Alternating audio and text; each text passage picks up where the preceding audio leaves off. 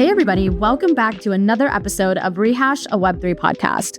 I'm your host, Diana Chen, and today we're speaking with Gloria Kimbwala, head of events at Sei Foundation, about crypto events and crypto in the global south. Gloria has been working in crypto since 2017, primarily within builder communities, and more recently as the events lead at Sei, previously at Morphle2 and Gitcoin. She's attended and organized countless events, both in crypto and outside of crypto, and she shares her knowledge and expertise with us in this episode on how to design a successful event, and also from the attendee side, how to decide which events to go to when it feels like there's literally another crypto event every single week. We spend the second half of this conversation talking about crypto in the global south, what types of apps and use cases are being built out there, and more importantly, how to get funding into the hands of founders who are based in Africa and LATAM regions.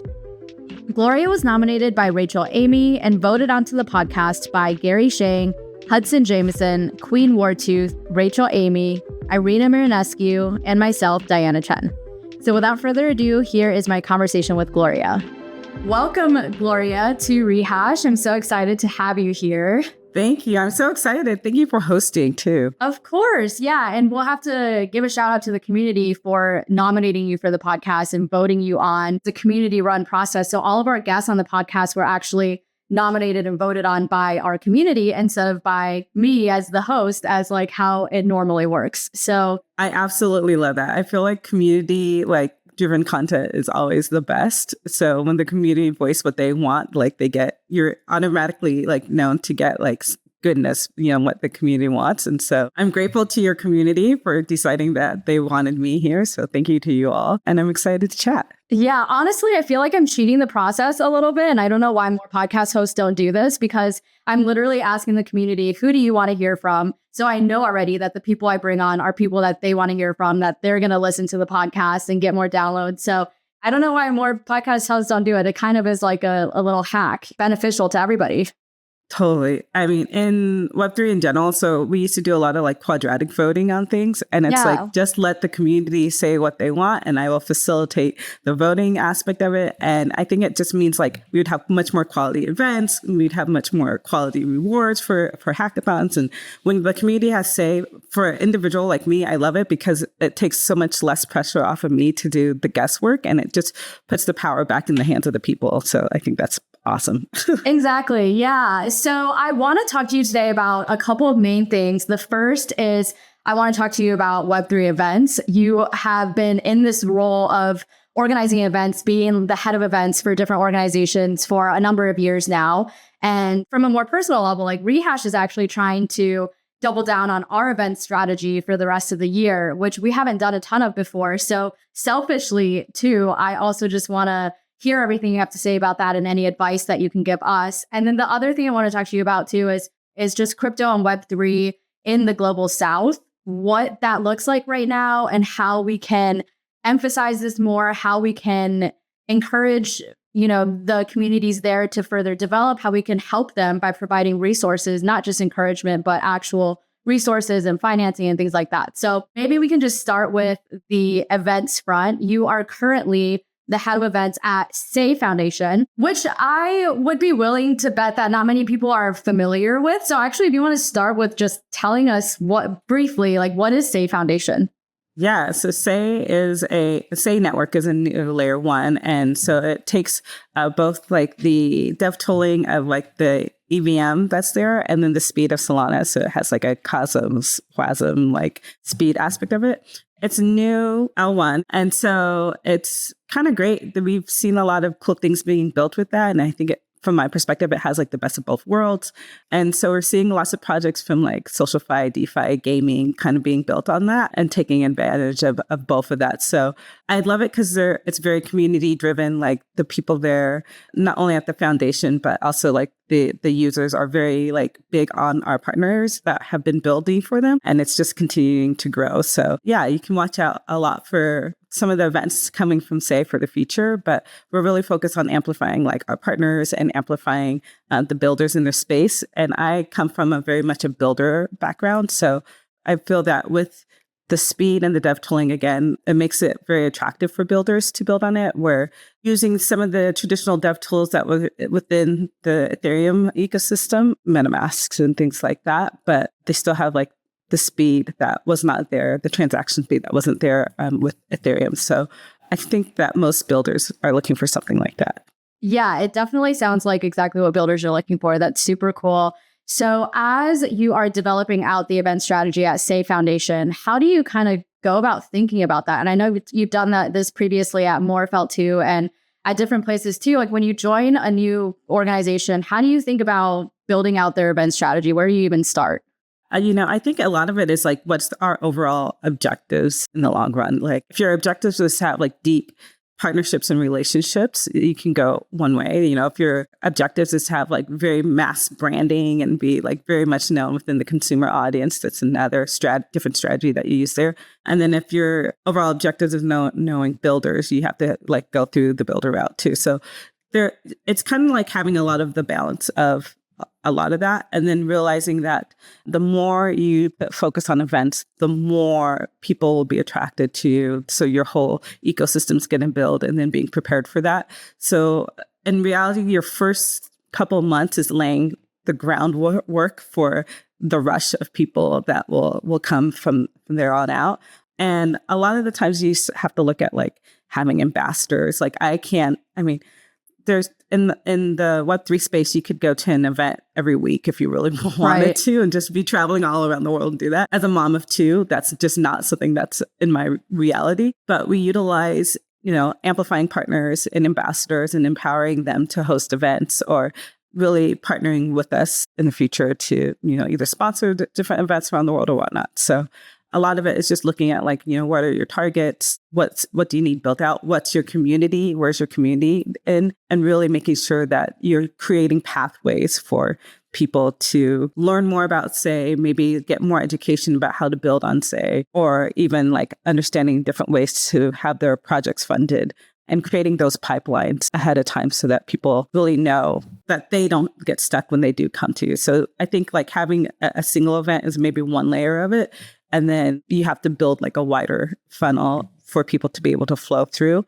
And in the end, you're just really empowering, projects and people to build cool things and have them be showcased with people who want cool things built, and being that bridge builder between the two. So yeah, that's usually what it is. And the Web3 space, like I've been in Web3 since 2017, and I learned about Web3 by, local developers, and then going to local meetups and maybe a couple, ETH events. But when I was learning, I think the biggest event during the time was like, of course, DevCon and ETH Denver. And we were only at like 1,200 people at that time. So it was much smaller community to learn in, which was great. It's like, I miss some of those elements a little bit, but there's a lot happening on ground, but there's also a lot happening online. And so I think that when you're creating your event strategy, like not to forget that there's people who will be equally as passionate about your project online, and creating events for them to participate in is just as important as creating events for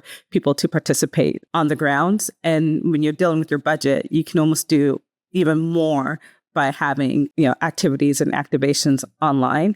But you have to think about how can you get those people to like get swag, or, show that they participated and are members of your community. And that's something that, are some of the challenges that I think about every day in my position.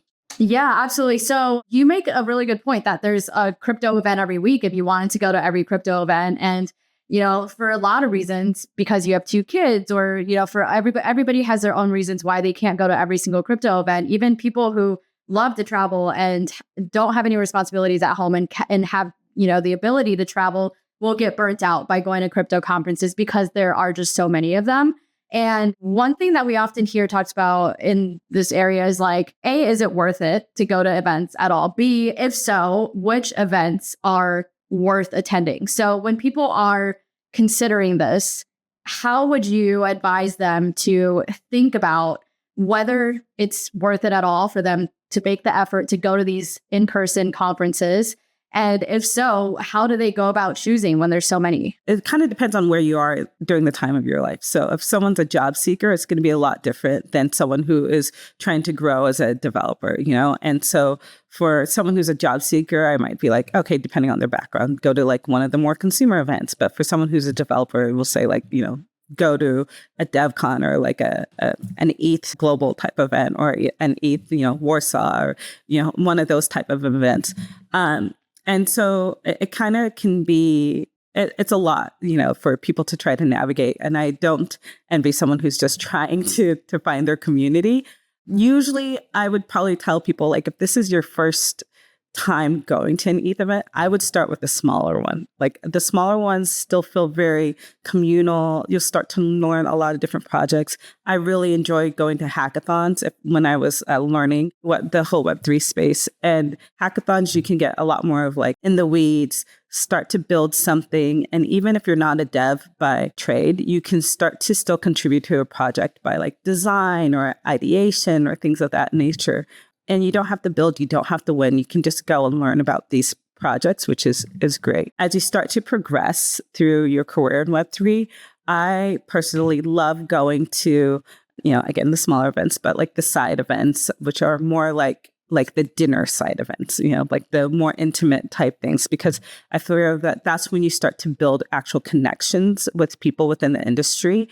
And you can start to, partner on projects. So you find out that, this gaming company is looking to spread into a new community or things of that nature. So those are always really great. And then there are always events that are like not specifically like super side event stimulus type things. Like, there are the communities that do the cold plunges or the communities that do the runs or whatnot. And I think that puts a more humane perspective to people a little bit more and can make it a little bit more fun. I feel like the main events sometimes become very overstimulating for people. And, you'll always find me in a decompression room or whatnot. And it can be a lot. You can feel like you have to go to talk. But I usually try to tell people that you don't have to find like the width of knowledge. Like you don't have to have a wide range of knowledge, but having a depth of knowledge is way more powerful within Web3. So that same approach goes to events. It's like if I am going to go to a huge conference, let's say like, tokens coming up or whatnot, I would try to find tracks that I align with. So if it was just, DPen or whatnot that I wanted to go into, then I would really try to find those events and those talks and kind of integrate myself with them.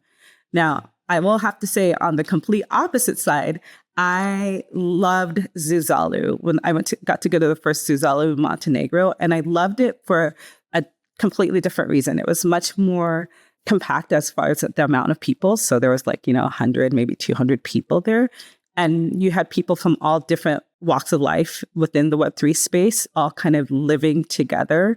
So you were able to go to, do your work during that time or maybe hear that track of talks. But then afterwards, you were really hearing perspectives from areas that you might not have conversations in. So, even for me, who was at the time was in the public goods space, I would hear people from the longevity track. And I found that really interesting. Or, I would talk to people from the synthetic bio track. And I thought that was really interesting. So I love this whole concept of like communal events for a while where you're just having like a group of people talk for a little bit. And if ever you get invited to like, the friends of type of houses that will also be on the side of some of these side events, spend some time in those because it's fascinating if it's a community that you're aligned with to hear what other projects are being built other than the projects that you are associated with. Absolutely. Yeah. So it sounds like your strategy is kind of a combination of being strategic and focused with attending the main conference, like figuring out which track you're most interested in, which talks you're most interested in, and then spending the rest of your time inside events, these cozy dinner parties or, friends of houses and things like that. Which I completely agree with. I think my strategy with conferences has always been very side event heavy and less main conference heavy. And I know that was a big complaint that people had about ETHCC that just took place in Brussels this summer. Mm-hmm. Yeah, is that like essentially no one attended the main conference. And for me, it's I feel like it's hard for me to take a stance on this because I'm going to sound hypocritical if I do. Because I am someone who like oftentimes will go to these conferences and not even get a ticket to the actual conference. Like I'm just going because all my friends are going. That's my chance to see everybody. But at the same time, like I've also been on the other side of it where I've been a speaker at ETH Denver and it's like no one is there, or like the room is so loud because like no one is there to hear the talks. And that feels like pretty shitty too, like from the perspective of a speaker. So I've experienced both sides of it and I don't really know what the solution to it is, but I'm curious to hear you respond to sort of that criticism about ECC this year that essentially no one attended the main conference. Yeah. And so I think there's an opportunity for us who are creating conferences to like align more with our partners on that aspect of it and create probably fewer, events or side events and more curated talks or more opportunities for people to connect, like I think is more important.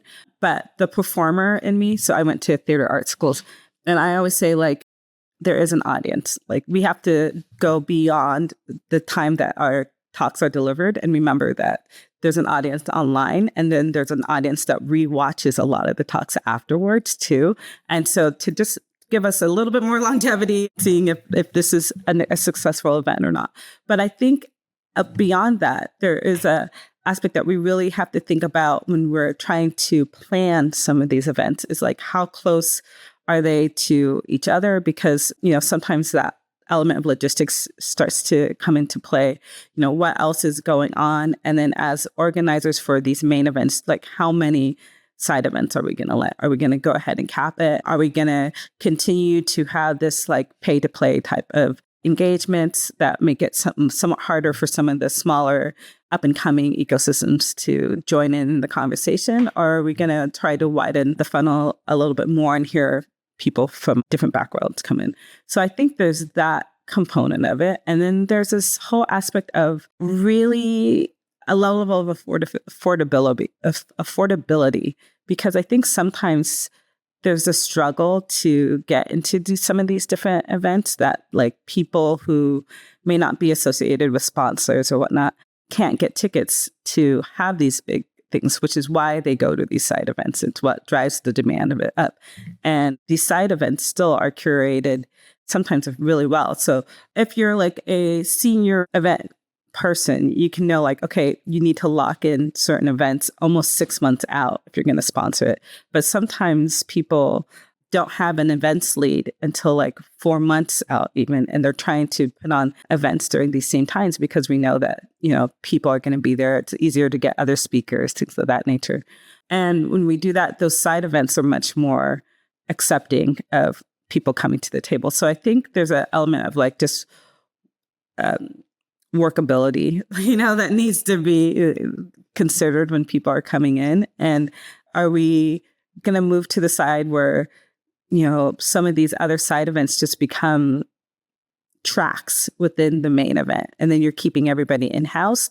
Or are we going to continue to lend these big side events come in? And I think that's the main thing. Is it's not that the speakers aren't great or whatnot, but it's more of like both these side events are so attractive to participate in, where if you can't participate in, let's say, ECC or token, but there is going to be, a multi-chain day or whatnot.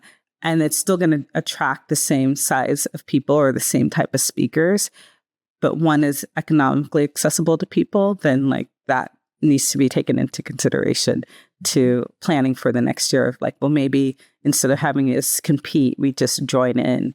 I know that when we were planning Shelling Point at GetCoin, we saw that there were always would be like funding the commons with Protocol Labs. And then it was like, well, why don't we just have stages at each other's events? And then we'll just continue to co-sponsor, each other's events. And that just worked so much better for us in the communities that we were talking to. And I think that something like that, where you're just co-sponsoring people's events back and forth and sharing stages, might be the way that we would need to go to in the future. Yeah, that's really smart. So when you go about planning an event, whether it is a main conference event, so you're planning, whether you're planning like a Sei Network Day or a Sei Network Weekend conference, or you're just planning a side event for, say, like ECC, for example, what are the, I guess, like ingredients that make a successful event? Or what does that playbook look like? Like, what's your process? How do you go about thinking about that? Yeah. I mean, so in life, I'm always about like, good food, good music, good vibes, good people. Like, so if I can have that synergy be around, it's something that I will always try to do. I always try to go the extra mile for our guests, our speakers and whatnot, and make sure that they're having as good as a time as possible and thinking about every angle I can. And so that doesn't just start with the event. It starts with everything leading up to the event and everything after the event as well. And just making sure that the underlying, I guess, theme for me is that people feel welcome in general in Web3. So people need to feel welcome in Web3. They need to feel welcome at a Say event. They need to feel welcome when they're online, and whatever we can do for people to feel welcome and have a good experience is really important to me. And not only for the people who have been in my network for a while, but also people who are like new to Web3. So I recognize, like, let's say Brussels, when we were booking for things in Brussels, we were working with partners, and Brussels has its own culture and whatnot. And they're like, all of a sudden, all these companies are calling us, 6 weeks before this date and thinking that we can magically pull things together. And I was like, yes, that's very Web3. Like, we can magically pull things together in 6 weeks.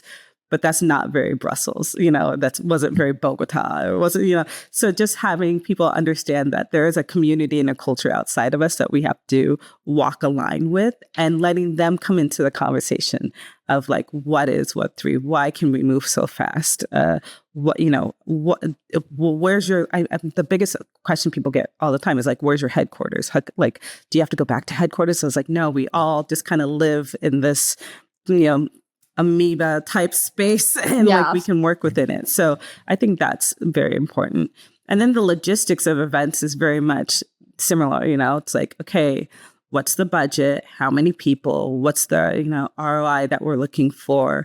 What's our call to action? And then really trying to make that be aligned. And so, for where I am now, I'm always looking for builders. So we'll have a lot of builder activations, and before, sometimes it was much more consumer focused, and just really having those type of conversations. And sometimes it's my aspect of like, this is a cool project, we should highlight it. Let's give them some space. And sometimes it's like, people who are partners are saying, okay, we need to make sure that we keep our promise that we've had to our partners in the past. So, right. How do you measure ROI for events? Because I feel like it's not always so straightforward, especially, I mean, you mentioned, doing builder activations and things like that. I feel like with that's even a little more straightforward. You can track how many builders you bring in, how many cool projects are built in your hackathon or whatever. But so many people throw just like raves or like parties, and like, how do you calculate ROI from that? Oh my goodness. It's so difficult. I think sometimes people do it on attendance, which I think is like very much a false number sometimes, because you could have 20 people in attendance and 4 projects could come out of it. Or you could have, 1,000 people in attendance and have no projects come out of it. And it's just kind of like, which one was the most successful? Right. So I think, there is an element of cost and there's an element of attendance. And it's like, would we do this again versus not? But I always like to see like key things being, if it's a builder one, like having something go to actually make it to mainnet when we launch or whatnot is huge. So I always like seeing something like that. But sometimes it is just, again, the partnerships that you coming out of it that you measure ROI with, or, your call to action, like how many people actually did it. Some people measure Twitter followers, some people measure, TVL. So it's just kind of spikes in the networks. It's all like different activations and that you can look at and think like, okay, this could possibly be attributed to an event that we had. But I think what's interesting is also looking at like, when you start to look at retroactive funding and people seeing like hypercerts or things that say like, this event was impactful to me, and so now I'm going to retroactively fund it, or even show like, no, this event was very impactful, we should have it again. And I think those stories also have weight. So Web3 has like started to design these mechanisms where we could actually see things retroactively, how impactful they were for people and then decide moving forward if we want to do it again. But we have to remember that this whole space is brand new. And so, the more that we try to see if it had impact, it's like we might not even know for like years later, whether or not it had impact towards it, but it does. So I never think anything is done in a void. And, some of these partnerships that I've met 2 years ago finally are coming into fruition. It's like the BD side of Web3, where you're like, okay, I've known this person, I've been massaging it for a while. Now we can actually do some activations and go deeper. And that's something that we have to remember in this space too, is like every time you connect with someone, it can be good or bad. And it might not lead you to the relationship that you thought you'd have immediately, but every interaction is important, and it can lead to something years down the line where you sponsored a bounty and you answered someone's question, and they went on to fund a company later that has no relation to your bounty, but now they want to partner with you for something else. So I think it's important to me that you just maintain those type of relationships with people. So it might not be a partnership. It could be a job. It could be, they want someone to come in and talk about something or whatnot. Things like that. It's really important as we continue to grow this space that you realize that you have impact beyond just that one conversation that you have with people, So just be kind to people as you interact with them. Yeah, I think that's a good reminder for organizers as well, too, that when you're organizing an event or even just sponsoring an event, putting money towards an event, that you want to make sure you get your name out there, you get your branding out there, you get your people out there infiltrated into the event so that they can be speaking to as many people as possible. Because I've definitely been to plenty of events, like parties and things like that, where I have no idea who's sponsoring it. Like, I have a friend who's like, we're going to this, come to this. I'm like, okay, great. I still couldn't tell you who sponsored it. Whereas I've been to other similarly sized events and like the company's branding is everywhere. And maybe it's like not a company that I was familiar with or like, would have like gone out of my way to go to. But because my friends brought me there and now I see their branding splattered everywhere and like everyone's talking about it, then all of a sudden I'm like, okay, now I'm kind of intrigued. Like, what? Now I'm going to go look into this, or talk to somebody about this. Totally. So I think that's a really good reminder too, for especially when you're sponsoring like a rave or a party or a really big event, like a kind of like showy, just party type event, that there's still a lot you can do there to make your money worthwhile, and just make sure that you're actually doing that so that it doesn't feel like such a waste and you do get some ROI from it. And I always think like, your best swag is your employee swag, because they're walking billboards for the company, but they also have the knowledge that they can explain anything. So remember that when you're designing swag, like make really cool employee swag so that they want to wear it. And then people can then ask or like be like, oh, we saw you sponsored this.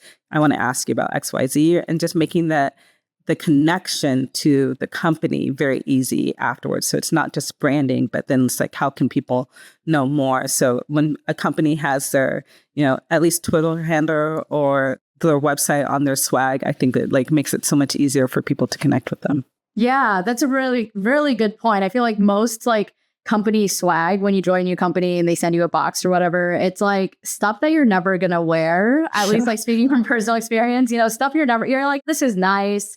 I guess it's making me feel, welcome and like I'm part of the team, but like, am I going to wear this out in public? Like, probably not. Yeah, no, that's a really good reminder to companies. Like, don't make your swag so low effort, put some effort into it. And that can actually bring you dividends in the long run.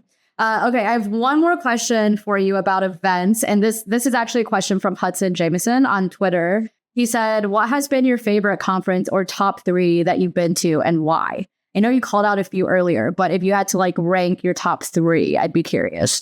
Yeah. So my top 3, DevCon Prague was my first DevCon. It was very small, intimate. And it was my first introduction to the ETH community. So personally, which DevCon was that, by the way? DevCon Prague was either 2018 or 2019. I can't remember on that one. I think it was 18. Yeah, that was cool because I thought it was going to be like a convention, like traditional conventions where you go from 9 to 5 and then like everybody does their thing. But it was it blew my mind. So that was my favorite. And yeah, I met some great people there. So Prague will always have a warm space in my heart. Zizali, Montenegro will probably easily be my second, just because, again, it was my first time dealing with network space, and we're all trying to figure it all kind of out from that perspective. So that would probably be my second favorite.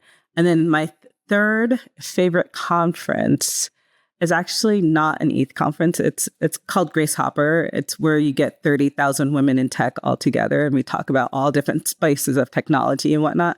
That's by far one of my favorite conferences, because it's women in tech and we're talking about everything. And then I lead their open source day track. So I get to get women involved in open source and show them what's possible. And it's always a reminder for me when I see the women in the space that aren't in Web3, and then being like, oh, this whole like industry is basically built on open source and what's possible there. So I think that's like, yeah, easily my third one. And my whole dream would be if ever we could bring Web3 and, Grace Hopper together and get more women into Web3, especially the technical women. I would absolutely love that, because they're there. They've just never been introduced to Web3, and like that there's a opportunity there. And I think women are the most impacted by career changes through life, where Web3 would be a very easy solution for some of the problems that are faced once people start to advance their careers. So yeah, I would love it. That would be awesome. And I think SheFi is doing really good work in that direction. Love I know. SheFi. Yes. Yeah. So love Maggie. Yeah. So I could totally see some sort of transition of Grace Hopper through SheFi to the rest of crypto. That would be awesome to see. I just have to quickly read off a comment in the chat from Grace. She said, Gloria's eyeshadow and lip gloss are poppin', and I cannot agree more. So just want to let you know that before we moved on. So I want to move on and talk to you a little bit about Web3 and the global South. I believe your background is you're Congolese. Do I have that right? Yes. Yeah. So I'm the first one from my family born in the United States. My whole family comes from the Democratic Republic of Congo. Amazing. I'm sure you still have some ties there, since, your parents or grandparents, like all previous generations, were from there. Yeah. I don't know how deeply involved you are in that ecosystem, like from a crypto perspective.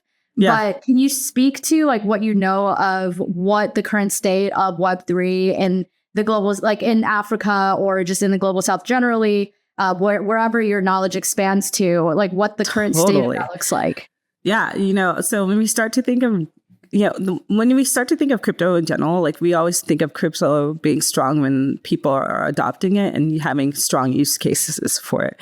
And I think that the crypto in the global South has probably one of the strongest use cases, because in the global North, we see it as like a digital asset. It's our fiat is pretty stable, but these, cryptocurrencies are a little bit more risky or whatnot. And so people, try to at least use it and hold on to it as an asset. Where in the global South, their fiat currency is much more volatile. And so the cryptocurrencies, even as like risky or unstable as they are much more stable than their fiat currencies are.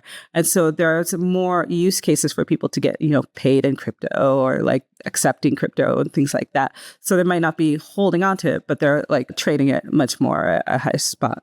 And so I think that on the other side of it too, at least in like places in the Congo and Kenya and places like that, they're very much used to this concept of having a digital like currency, like using M-Pesas or things like that for payments from different safety aspects of it.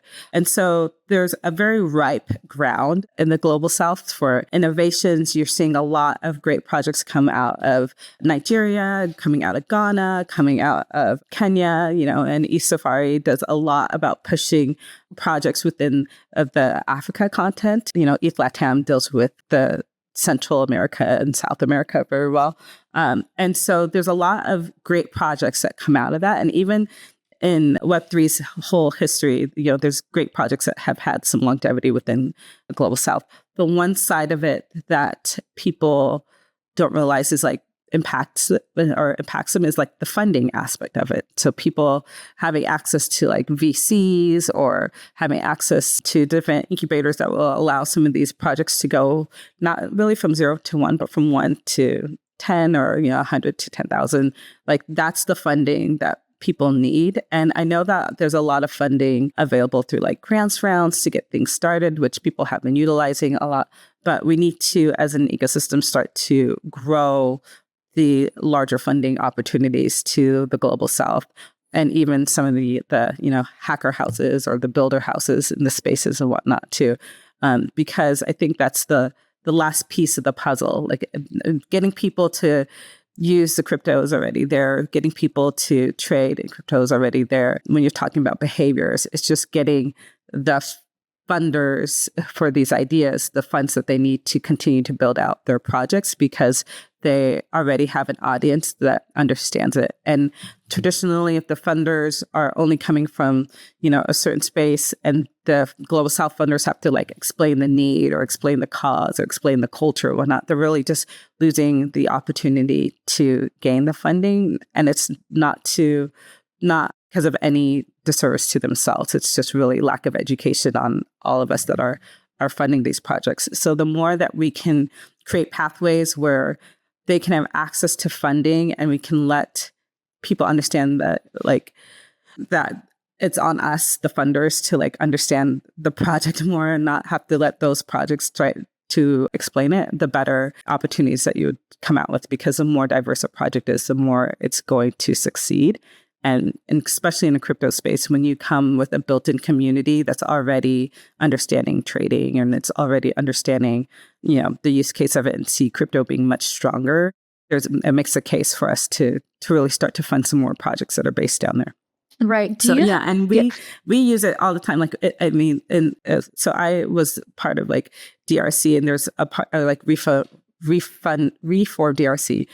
So we had talked to different opportunities within the DRC to use it for like within the region space or like environmental spaces, things like that.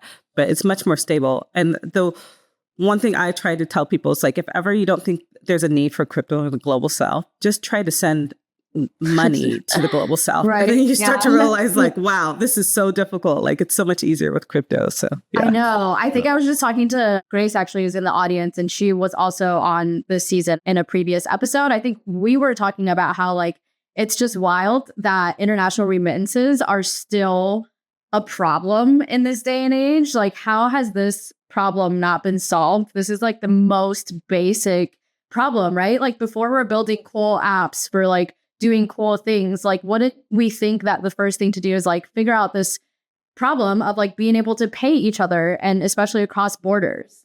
Oh my gosh. My mom was trying to buy a house in the Congo. I think the house was like 30K, And so we were trying to move money from like her bank to the seller of the house's bank in the Congo. And the process with the bank it took like 22 days. It was 15 emails back and forth with like official documents and whatnot. And I finally told my mom, I was like, at this point, you could have like put me on a plane, sent me to my uncles. I could have showed them how to accept crypto. We could just done it that way because it was just taking so long. And for me, it's like always interested in how people have to move money. I was like, this is absurd, because they had to have official documents. And my mom would like literally handwrite a document and translate it, and they're like, yeah, that's official enough. No, it's just like, this is crazy. Like, I can actually create like an actual, like, let's say a hypercert or something that we needed something that was official, and then like move things back and forth. So it was just showed me like the areas where crypto had much more opportunities for legitimacy or like, privacy or things like that than the traditional spaces. But yet people have to still use these traditional spaces because we haven't built those avenues in crypto just yet. So right. That's so funny. It would have been faster for you to fly all the way over there, teach someone how to use crypto, and then send it versus the way that you did it through banks. That's so funny. Can you give us some examples outside of payment apps, some examples of use cases or apps that people are building in the global south? Yeah.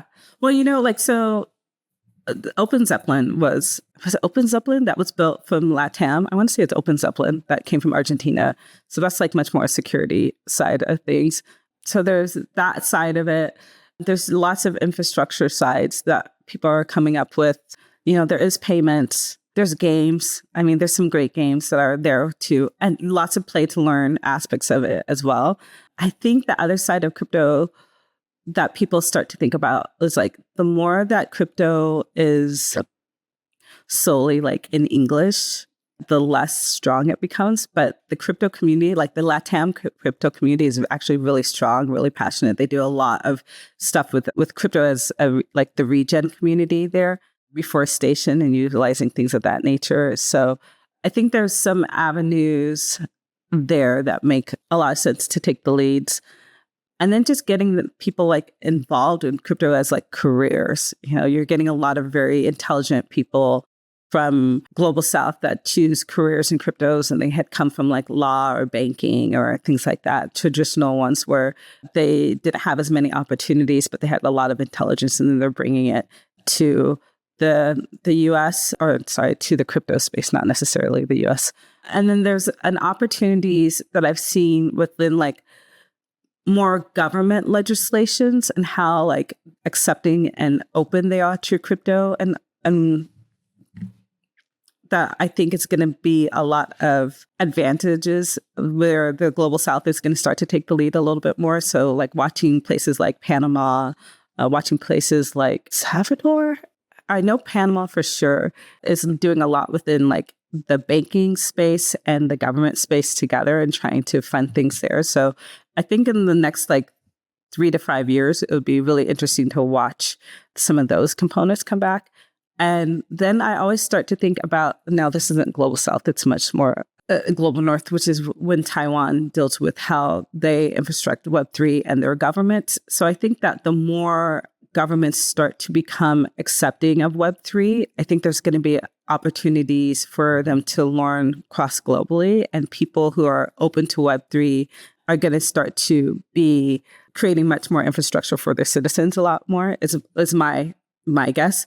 But I also think that there'll be a movement of people away from places that aren't crypto friendly to places that are crypto friendly, where they can still have quality of life. And I've seen people go to, Colombia, have gone to Mexico City, have very strong crypto communities there, as well as like Portugal, Ghana.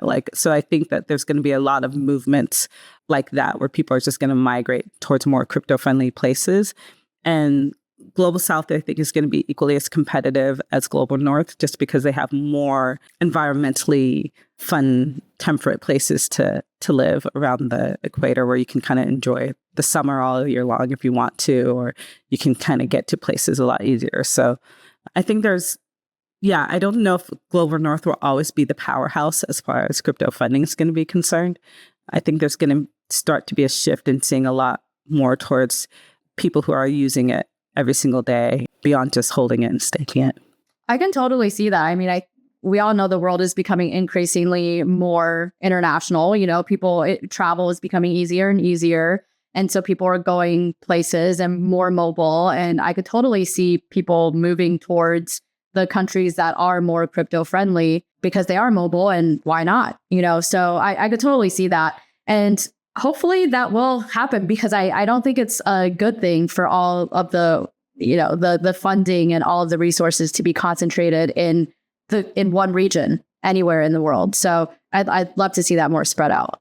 And I think the way people work is going to be a lot different too. Yeah, with the addition of crypto, it's like a lot about your tokens and how your tokens create your voting power within different DAOs, and like how you want to work within a DAO. And so this whole aspect of working 40 hours and like kind of grinding in order just to have a payment for your home. I see a lot of people working, when they want to work, whether it's 20 to 30 hours, and having like a higher quality of life and whatnot, and still getting paid while they travel all over. And so I've seen, this group of kind of like people who just graduated college and are in Web3, and they're kind of living this very nomadic life. And then I think of my son who's 15 and thinking about like, will he go to college, or will he do something where he starts to work within a crypto org or a DAO or whatnot, and kind of earn that as he's continuing to learn and continuing to build his portfolio. And I think there's going to be a lot of people who decide not to go to college per se, but learn from the spaces and get engaged with communities that are moving the needle forward with a lot of different topics a lot faster.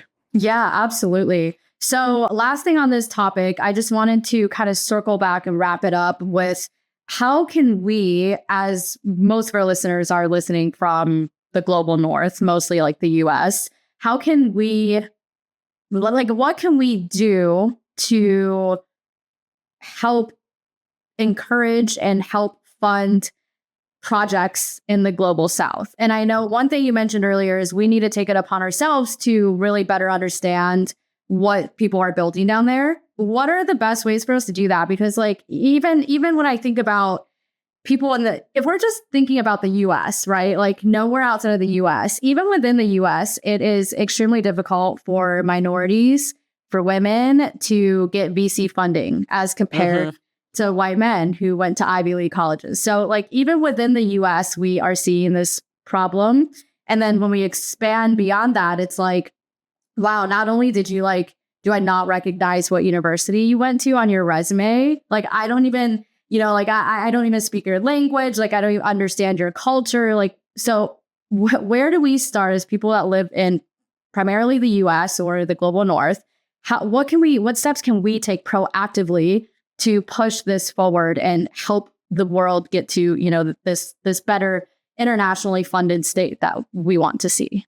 Yeah. Well, I mean, I think to the point of women not getting funded, like in the US, I always think that's so absurd because statistics have shown that women-led teams outperform male-led teams like multiple times over. So, I think there's just biases that we have to start to navigate on that aspect of it. But from a Web3 community side, we're traveling all over the globe all the time. And I think like the main way for us to really be impactful is to what I do call like take the day for. Like you can be at an event all the time, but at some point in the event, you got to see the culture of the place where you're at and engage in that culture. And I think as event organizers, we can do more to include the local culture, make sure we're getting a lot of local speakers who are impactful, not only from a Web3 standpoint, but also people who are not in Web3 who are still leading things that are impactful to it and maybe giving opportunities for them to discuss it. I think one of the most impactful conferences I had been to before was Sustainable Blockchain Summit in Paris, where we had people who were, leaders within the NGOs and the UNs and whatnot around the world. They're also talking to blockchain people, and we were hearing each other's problems and seeing like how blockchain could solve it. And I think that if we brought people to the table together and said like, okay, let's all really hear what are problems you're facing and how we can have solutions, that would be good. But also, these smaller events in the global south also need funding for their events and to be able to continue the work. And a lot of times the leaders of these events are also working like, other outside jobs. And so being able to help continue to fund the work of the people who are doing the work on the grounds is extremely important. I think your easiest step to do is look at the Getcoin grants from places around the world and just, be able to donate $1 at a time for the people who are doing the work there. And then if you don't understand a doc, Google Translate works miracles to get you 75% of the way there. But I always like thinking about fund causes that you like. So if you're passionate about women in Web3, fund causes around the globe that get women into Web3. If you're passionate about, DeFi, find things around the globe that get people into DeFi too. And then if you have one community, start to either fund something within that community that's dealing with areas that need, some amplification. And if anything, if you can't even fund it, just amplify it. There's tons of things happening on Twitter where just a simple retweet will just take it from one silo into a whole new community. And even that can be extremely powerful. So sometimes my Twitter has things in Spanish and French and all of these other languages. And it's mostly just trying to amplify things that are going on so that other people can get involved. And that is still very impactful.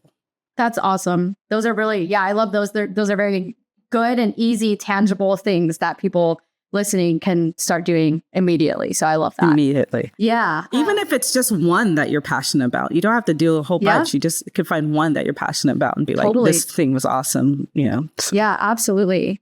So I've got one more question from Hudson Jameson from Twitter. Nice. He wants to know what needs the most improvement in crypto culture? I think the thing that needs the most improvement in crypto culture is in general is being okay to fail, being totally okay to fail. Try something. We should all be experimenting right now. We're also new to this space. So we should all be experimenting and having a culture where failure is okay, and to share that failure is okay, so that we create an environment where people can try things, and removing like the imposter syndrome. So like removing the stigma of not knowing something. There's so many acronyms and new projects, and, you know, I'll go to sleep on Friday and wake up on Saturday and something totally new has happened. So if we can just destigmatize like not knowing, I think that would be the best, because I've been in this space 7 years. I don't know everything that's happened in this space 7 years. I can only imagine how difficult it would be for someone brand new to like jump into this space and try to figure out where to go. But really being accepting of people and letting people, like being okay with asking questions that people would consider a dumb question. Like there is no dumb question. And it's even more important for us who've been here for a while to ask the obvious question, like, okay, so what does it mean what is an NFT? You know, like maybe that's the question that needs to be asked in a room of people who just don't know, you know, and being okay with someone asking those questions. So a lot of times if I'm moderating a panel, I will start with very, you know, low level, like this is basic stuff, and then build up to a key question, because I can't assume that everybody comes with the same breadth of knowledge. And we should be okay with that, with understanding that people come from life experiences that also is just as impactful as the knowledge I might have of Web3, you know? Yeah, absolutely. I think everybody who's been in the space for a long-ish time should ask themselves all of the basic questions and answer them from their own words. So like ask yourself, like, what is blockchain? Like, what is crypto? Totally. What is an NFT? And then answer it and see how far you can get. Because I think people would be surprised. Like a lot of people who've been in the space for a while and think they're really, you know, they're like if somebody asked them, like, what is an NFT? It's like, oh, roll my eyes. Like, can't believe you don't know what an NFT is. But it's like, then answer it and see how you answer it, because you might be surprised that it's, you know, it's harder to answer these really basic, quote unquote, basic questions than you would think. And totally. Yeah. And I also think, to your first point about like failure, I think we need to redefine failure as well. Like, I think failure, like people in this space, especially, like you said, there are a lot of high achievers. They're like ex-lawyers, ex-bankers who got interested in crypto, want to put their skills here. A lot of really smart and successful people have a very, I think, strict definition of failure. And it's like anything that doesn't become a unicorn company is like a failure. And I think like the fact of the matter is like you said, we are still so early in the space that we owe it to ourselves to be experimenting in this space. And what comes with experimenting is like things are not going to work out. Otherwise, you wouldn't be experimenting. If you knew that things were going to work out for sure, it wouldn't be an experiment, right? Like that's the purpose of experimenting, is to test your hypothesis, whether you're right or wrong. So in that, like when you frame it like that, I think if you experiment with something and it doesn't work out, I don't think that's a failure. I think that's a success, because you have now learned that this thing doesn't work, you know? Yeah. And I always think of like developers when I think of failures, like this passes. So you have something that will pass or fail. And sometimes you expect to fail, and you expect to fail because of this thing. And so sometimes a failure can still teach you something, and you may actually know what that failure is going to teach you, or it's going to teach you something that you absolutely did not know. And in our spaces, we should have a lot of things that we're like, oh, well, now we learned that it did this, you know, and we won't do that again, or maybe we will do it again and we'll give it another try. Where when things work and they pass, we're like, okay, it works, it passes, it's stable, let's go and create more failures, you know? And I think that that's going to be the way that we advance in a way, because we didn't get to the current systems that we've had, you know, currently without a lot of failures. You know, a lot of things made it, a lot of things don't make it. Like if I think of digital streaming services. So we have, you know, Spotify, and you have YouTube Music and whatnot. But there was a whole thing when I was growing up, and it was Napster. And Napster, like, it doesn't exist now, but I mean, it had to go to like court, and it had to go through this whole Right. thing of like all these boom busts, that had happened in order to even survive to get us to where we are right now. And so we don't really look at it now and be like, was Napster a complete failure or whatnot? You're like, no, it was a pioneer, And so maybe some of our failures that we have were just pioneers to get us to some of these spots that we have to get to in the future. And you got to realize that you yourself are the pioneer. You're the one who's creating that trail. There's not a trail for us right now to go through. Right. So understand it is hard. And if you think this is difficult, it's like, yes, it is difficult. It is hard. Take a moment, pause, recollect yourself. And then if this is where you think it needs to go that route and tell us how it works, Yeah. So, no, it's like, I agree 100%. Napster walked so that YouTube and Spotify and all of these can run. That's where we're at. And that's what we're doing. We're paving the trail. We're like out in the middle of the mountain, totally undeveloped area. We are building a trail for the first time. We don't know where it's going. We could end up off the side of a cliff, or we could end up at the top of the mountain. But once the trail is built, then future people will be able to trail run straight up the mountain instead of doing what we're doing now. So it reminds me of the Charlie Chaplin film where he has to fix the train. And the train's coming, but he has to lay the track while he's riding the train. That is all Web3. Yes. We're all we're laying the track as the train is moving at the same time, hoping we're going in the right direction. So, yeah. Yeah, totally. So to wrap up this episode, we finish every episode with a can you not from our guest. So this is just kind of like a, when people are like, can you not do this or say this or whatever? So do you have a can you not for us today? Yeah. Can we not look down on others just because they have a different experience than yourself? Yes. Love it. I love that. That would be my ask. I love that. And that wraps up our conversation so well. So we're just going to leave it at that. Tell people, Gloria, where they can find you if they want to follow you personally. And then also feel free to plug away at anything else that you've got planned or that you'd like people to check out. Yeah. So you can always find me on Twitter. So I'm at Kimbwala, Kimbwala. You can find me pretty much everywhere there. I'm pretty public, so you can always reach out. I'm more than happy to answer any questions that you might have or continue any conversations.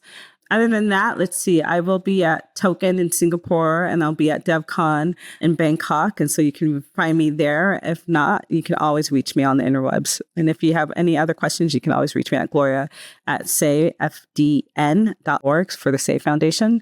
Yeah, so I would probably say that's usually the best place to find me. And yeah, that would be... I'll see you all around. Thank you so much for taking the time today, Gloria, and sharing all of your knowledge and wisdom with us. And thank you everyone for tuning in. And we'll be back again next week with another episode. Thank you for tuning in to this episode of Rehash. Rehash is hosted and produced by me, Diana Chen. Rehash is also supported by our community of NFT holders who curate our guest lineup each season. To get involved, head over to our website at rehashweb3.xyz and collect this episode as an NFT. Anyone who collects an episode becomes part of the Rehash community and will be able to nominate guests for future seasons. To learn more about how to become a guest on the podcast, go to rehashweb3.xyz/podcast. And to learn more about sponsoring the podcast, go to rehashweb3.xyz/sponsor. Finally, be sure to follow us on Twitter, Instagram, and TikTok at rehashweb3 or on Warpcast and Lens at Rehash. And join our community on Telegram at t.me/rehashweb3. If you enjoyed this episode, please rate, review, and subscribe on Apple Podcasts, Spotify, or wherever you get your podcasts. See you next week.